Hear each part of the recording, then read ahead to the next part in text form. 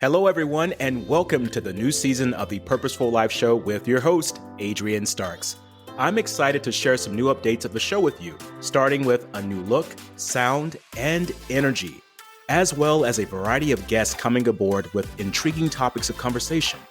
I hope you enjoy the new level of energy that will be brought to the show. Thank you for all of your support since the very beginning in 2019. Wow, it's been 3 years already? Because of you, the Purposeful Life Show is now in the top 5% of all podcasts globally, and we aim to get it into the top 1%. Continue listening to the show and share it with others. You can also now listen to the show on my Facebook page at Adrian Starks, where you can comment in real time and communicate with me about your aha moments. Thank you again for all of your support, and let's make this one hell of a year and be purposeful about doing that. Wishing you all much love and success.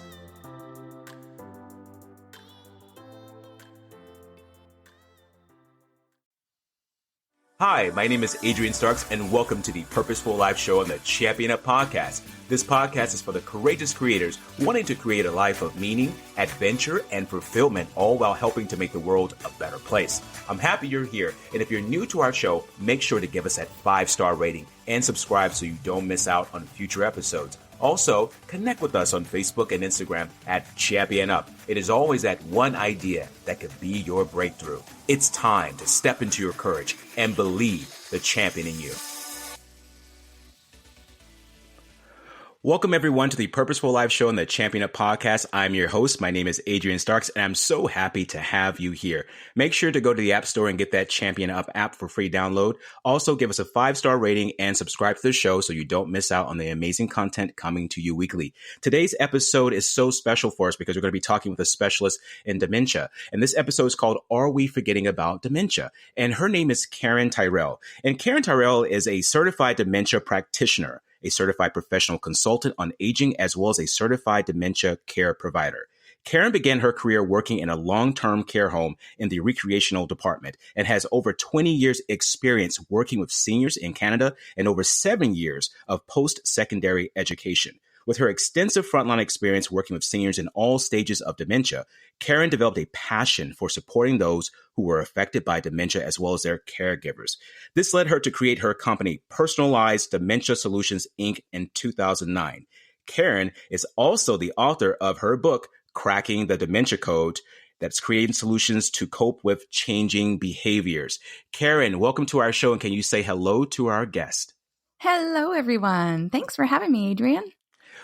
Well, we're so happy to have you, Karen, and we're eager to hear about the term dementia and what's going on with our society today, because I feel like there's a lot of things we don't know about. And you had a term here I'm going to say that I loved, and it's called knowledge plus action equals amazing power.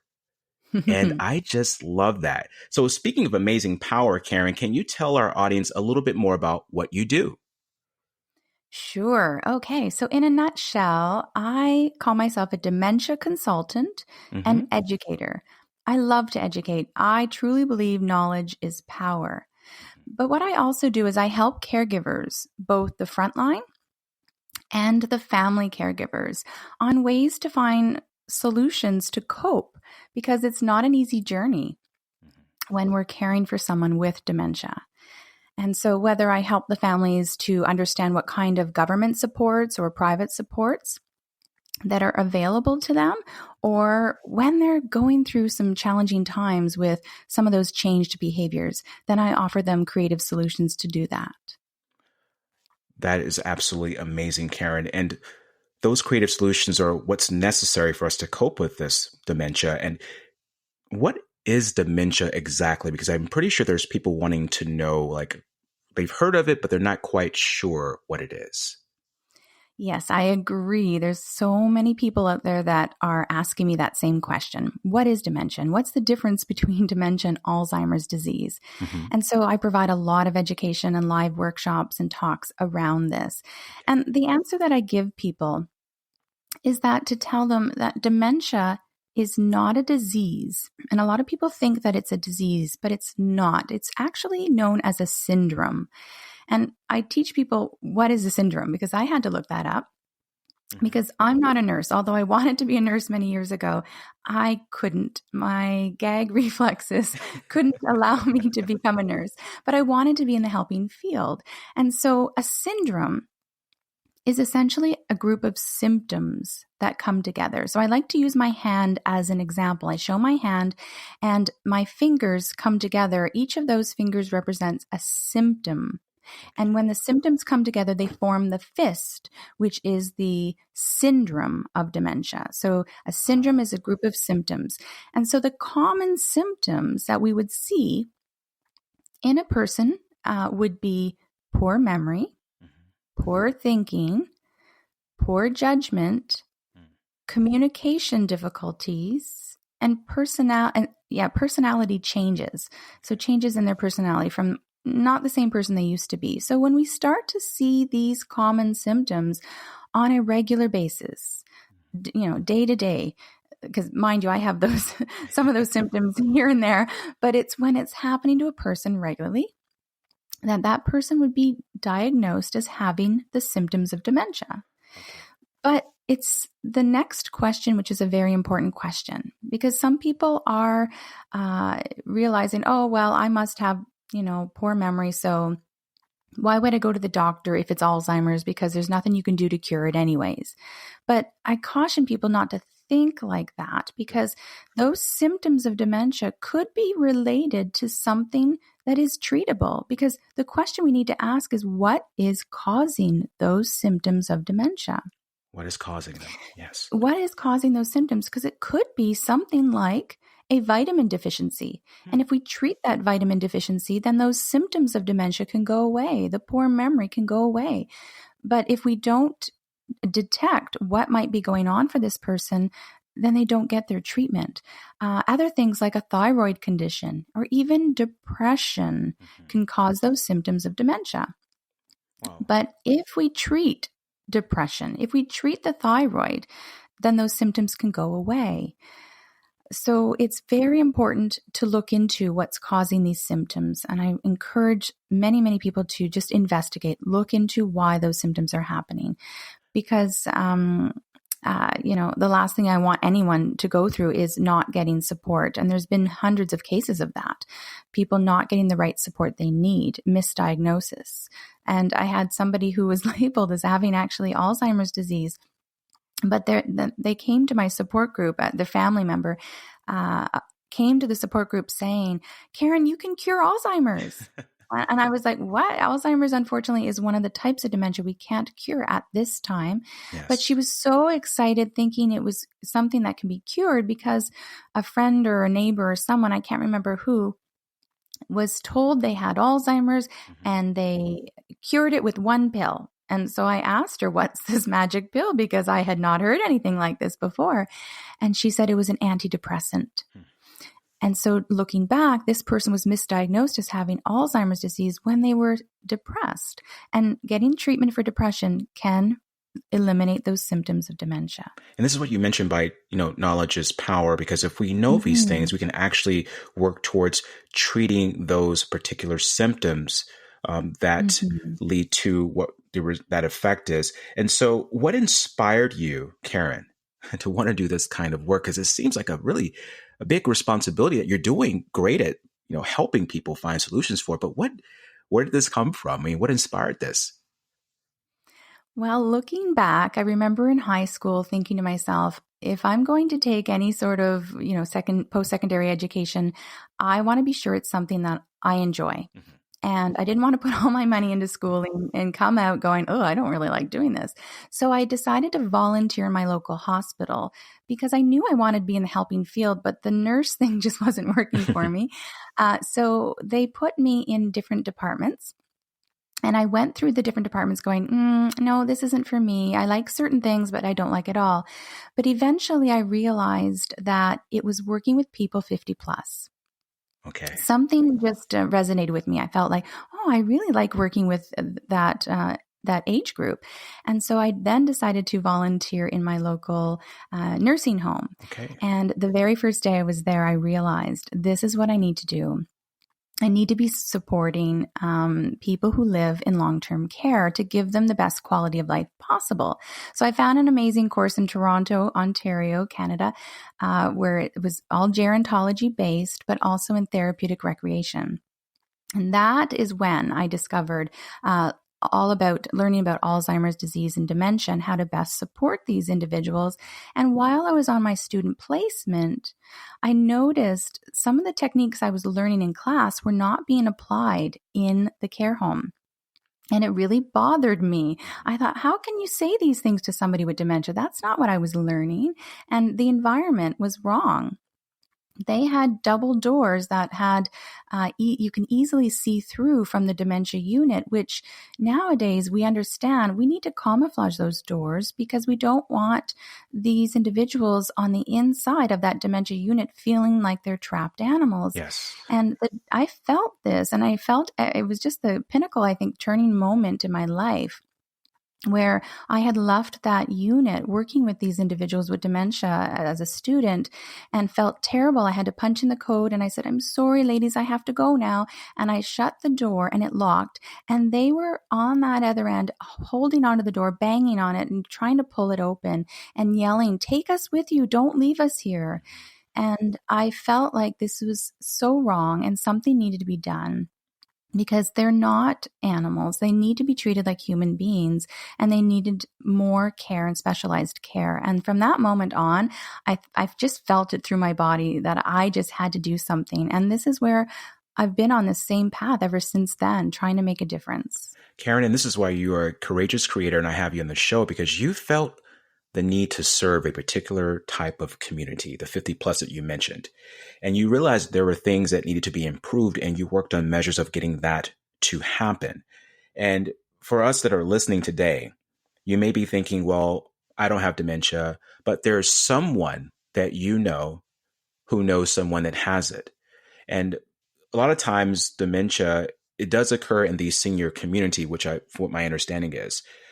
However, if we're not aware of like the symptoms of dementia, I mean, something right now could be happening with a family member that you may not be aware of that you could prevent, like Karen just mentioned, with just finding out more things about this. And it reminds me, Karen, of this movie I watched a while back by a director named Steven Spielberg called Batteries Not Included. It's an 80s film because I'm a product of the 80s. And there was a couple in this film. A scene was very sad. There was a man, he was with his wife, and he was tucking her in the bed. And they were seniors. And she said, sing me a song. And he started singing her a song. And she started smiling. But then he broke down and started crying. And she said, what's wrong? And he just kept crying. And see, in this movie, she had dementia. She couldn't remember the song that they had sang together for so many years. And it brought this sadness to me and to many people who may be experiencing relatives who have dementia. Or a couple who, a wife or a spouse, husband or a wife, one of them may have dementia. And it's important for us to realize that as we age, things can happen. And even if you're young, you can still experience some of these things that happen to the senior communities. Like Karen mentioned about memory loss. You could have a head injury. Something could happen to you. So it's important to be knowledgeable about dementia and to find ways of learning out more about it. Because you will encounter someone that may have it or may be experiencing it. And I love that you're finding solutions for this, Karen. Well, it's not an easy journey. Mm-hmm. We often call it the dementia journey. What families go through is heartbreaking. And I wish I can do more to change their situation. But unfortunately, all I can do is to support them through emotional challenges, offering them an opportunity to talk, let it out, vent, share, ask questions.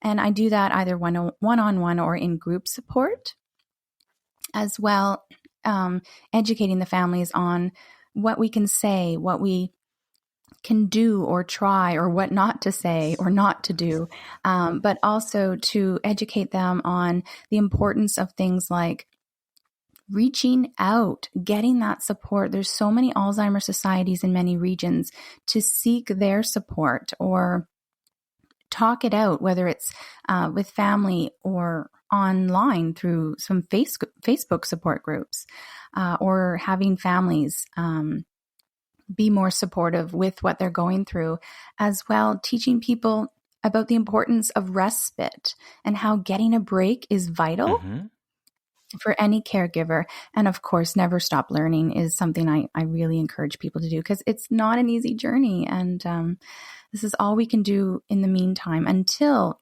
for certain types of dementias, until a cure is found for like Alzheimer's disease. And there are many other types of progressive dementias that are affecting families. And if they can learn about those types of dementias a little bit more in detail, perhaps they will have, a better pathway in front of them to know what to do or what to try to get better support.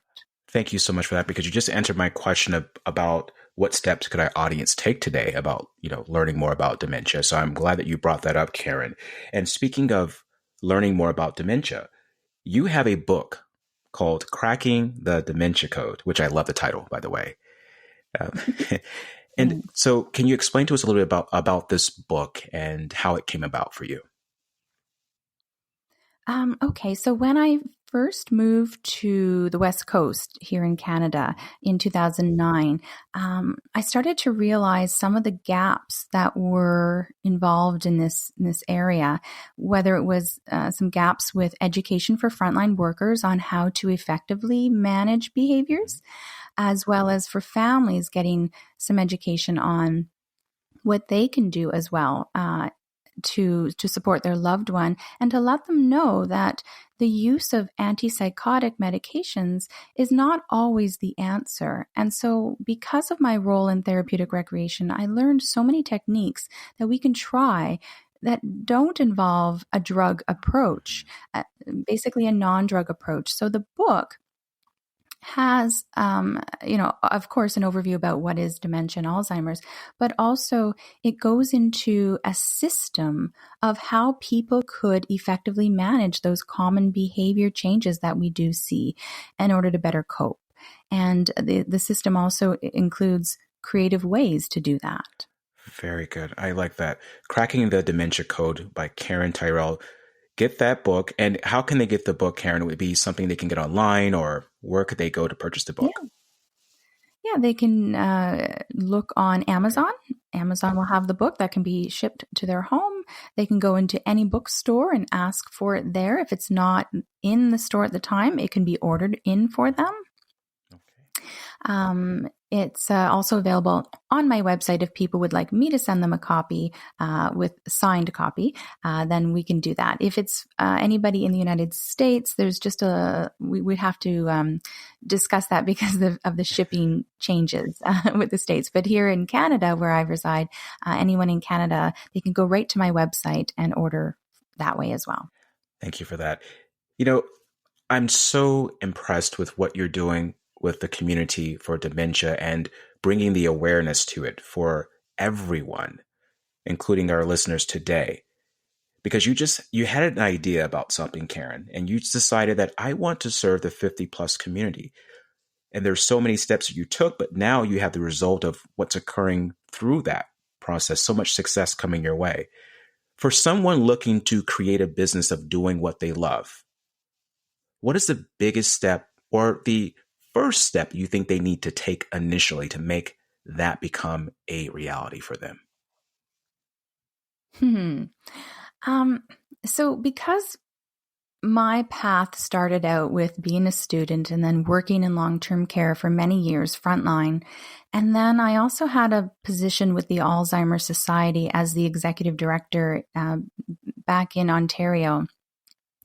And then when I moved to BC, because of all that experience that I had and those different varieties of roles, I knew my passion. I knew it all along. And so what I tell people is that if you have a passion, find a way to make your passion your profession. And I recall was probably the first few weeks of starting my new role with the Alzheimer's Society. I remember following a truck to work, and on the back it said, "Make your passion your profession."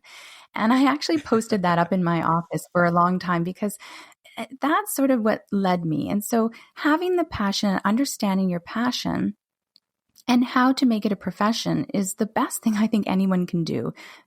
And so for me, persistence was also a big factor because I continued to want to find ways to make my passion my profession, and it all fell into place for me. I'm really blessed that things just, doors opened. I felt like I was on the right tracks. And over time, it just showed me that I need to do this. Like, I'm also a firm believer, though, that everything happens for a reason, and I trust my instincts. And so when things felt right, I just went through that door. And if it didn't feel right, I just wouldn't go ahead. And trusting my instincts has been so powerful for me. So if anybody does want to get started, know your passion, be persistent, follow your instincts, and have a great team, because I don't Yes, believe I agree anybody with can that. do this alone. I have an amazing CFO, I call her, and she's also a business coach who has really helped me to succeed where I am today. And numbers, math was never my strong suit. So having someone pick up on the areas where I'm weak was smart. I feel like it was very supportive for me in becoming an entrepreneur. And, of course, having a supportive family and friends on my side has made a huge difference as well. I love that. And you said too that making your passion your profession. So remember that, everyone listening. How can you make your passion your profession and be persistent at finding the right tools to make that happen, such as Karen mentioned, having a right support system in place and having other people help you, the people that really know what they're doing and that can guide you along the way, because this is how you take your business to the next level. This is how you can create something from an idea of wanting to serve. And Karen, you have such an open heart and you're such an amazing person that I myself want to learn more about dementia and ways that I can help support it. Are there any ways that us as individuals, we can provide support to the community of dementia? Well, learning as much as one can, Okay. because we may encounter people with dementia symptoms in the community, at the grocery store, in the lineup at the bank. And so if people were more educated on, knowing that dementia is not something that you will catch, that's another thing. People, I don't want to hang out with these people. I'll end up catching dementia. It's not contagious. But to know that everyone deserves the best care and support, whether they're in the community or they're living in long-term care or residential cares or that sort of thing. Knowing how we can best support them is one of the great things we all can do. And learning how to best support the family members who are the primary caregiver. They are going through a lot of struggling times, and to just be an ear for the family. Just be an ear. Is just to say something like, how are you really doing? Like, do you just want to vent? Do you need someone to talk to? Because when I've done that for some families for about 10 minutes, they let it all out and they just feel so much better Just to talk about afterwards. it. It's like a huge weight has been lifted. They usually come to my support groups. I can see them coming in and their shoulders are up. They're looking a little tense and a little nervous. But once they talk and let it out and listen to others, they tend to not feel so alone anymore. And they leave feeling so much better. And I think that in itself is invaluable. So learning what we can do to help those caregivers. And then, of course, if there are fundraisers, walks, there's usually Alzheimer walks or Walk for Memories, perhaps to help out when those events come up in the community, to show your support and be present, to show that, hey, we do need to help this population. It's going to be, the numbers are showing how prevalent dementia will become in the next 15 years, let's say. The numbers are on the rise and doubling. It's just going to be more challenging in our community. We're going to have the need for more increased supports to help these families. it's a very scary thought, and we're noticing there's a decline in people wanting to work in this industry. And that's a scary thought. We need these amazing caregivers, frontline, to be there to support people.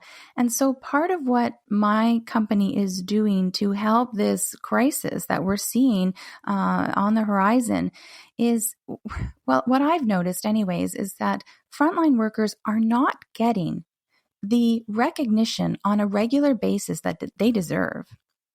It's not easy. And so the job doesn't become, let's say, sexy enough to want to work in this field. But yet we need these caring individuals to help support those that are experiencing symptoms of dementia. And so what we've decided is that we wanted to create a community, a place for people to come to vent, to share if they're not feeling comfortable with their management or their coworkers or their spouse when they get home are not willing to listen to all their woes of the day. We want them to come to the online community. And this online community, we are actually calling it CDCP, which is a designation we're offering individuals who work frontline to become a certified dementia care provider. That's good. And with this online training program, it's 5 modules so that they can get that extra learning. Knowledge is power. Upgrading their skills, even though they've been in the field for quite some time, is learning more best practices around dementia care. And then once they complete the training, to use the designation CDCP next to their name so that they can feel good about themselves and feel proud, and to have that community support to come to when they need it. So we're really excited about launching this year and having an online community that know where to go to for help, and to feel so good about themselves that I know when that happens, the end result is these individuals with dementia will be getting better support. I love that. And Karen, how can people get in contact with you? Our website is always available, and that's through dementiasolutions.ca. And our contact forms are on the website as well, or people can email us at info@dementiasolutions.ca. Or there's our 1-800 number people can call. We're just trying to make a difference in this world any way we know how, and making this online support option for frontline workers or for family members. We do have opportunity for one-on-one support. And then, of course, my books are out there in the world helping to guide people with some ideas. I have a coloring book as well that we have for Wonderful.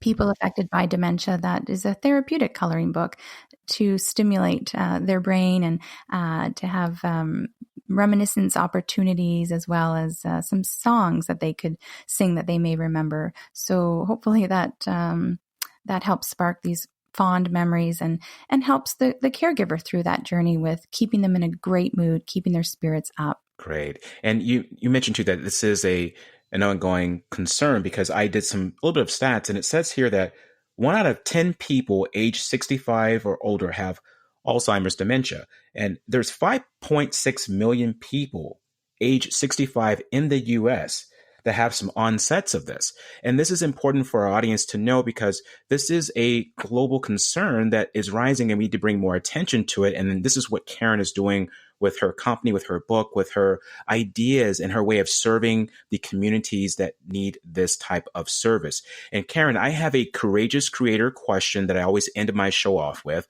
and I have a special one for you today. And that question is this: what can happen for our communities and the world if we all become more aware of dementia?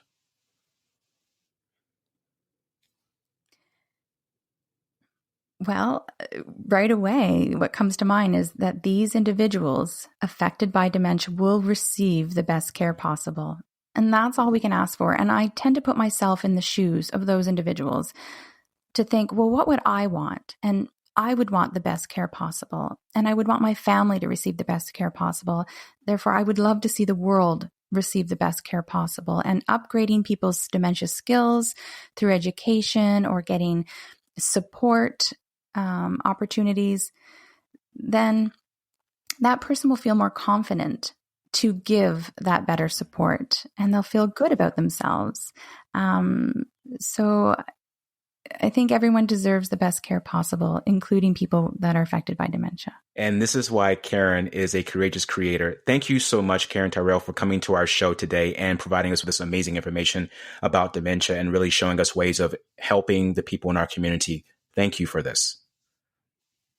You're welcome. There's so much more I can go through, but I really appreciate this opportunity, Adrian. You're Thanks welcome, so much. Karen. Thanks for all you're doing. Oh, thank you. And you're very welcome. And thank you for all that you're doing. And to our guests listening today, I encourage you all to be that courageous creator in your life.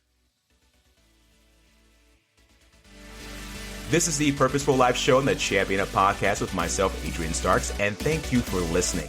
If you've enjoyed our podcast today, don't forget to give us that 5-star rating and subscribe to the show so you don't miss out on the powerful, life-changing content on future episodes. Also, make sure to go to championup.net for even more life-changing content. Until then, I encourage you to be the courageous creator in your life.